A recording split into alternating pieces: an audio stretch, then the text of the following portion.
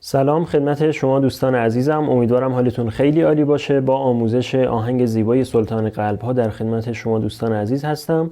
کوک ما رلا رلا هست و نحوه انگشت گذاری میشه گام اصفهان، یعنی از سیم چهارم شروع کنیم میشه لا، سی کرون، دو دیز، ره دست آزاد، می، فا بکار، سل، لا. انگشت اول و دوم ما اینجا چسبیدن روی سیم سوم و اول.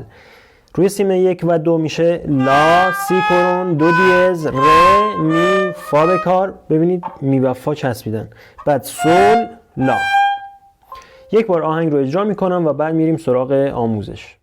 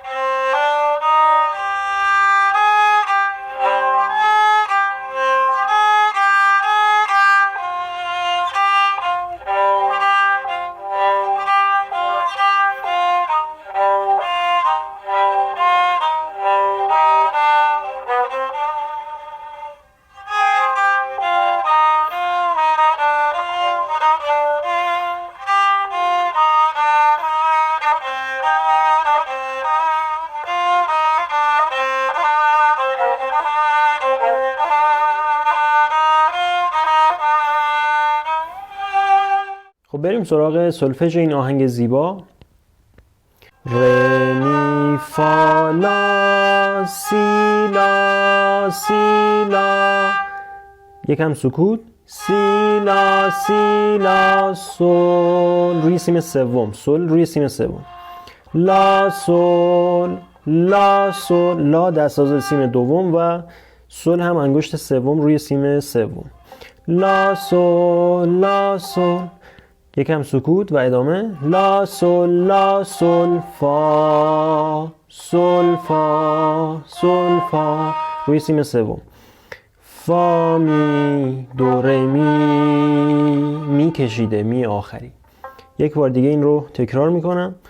ره می فا لا سی لا، این سی که ما گرفتیم سی کرونه، سی لا سی لا سی لا سی لا، سل کشیده، لا سل سل کشیده است، لا سل فا سل فا سل فا، فا می دو ره می.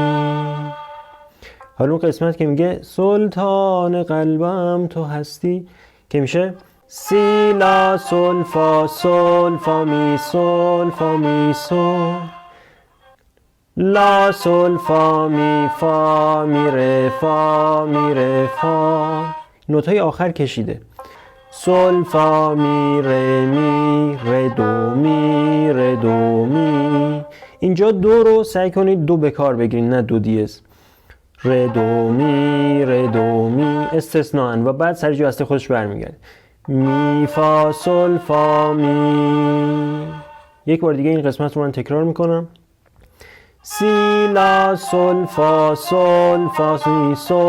می سل، لا سل فا می ره فا، سل فا می ره دو می، می فا سل فا می.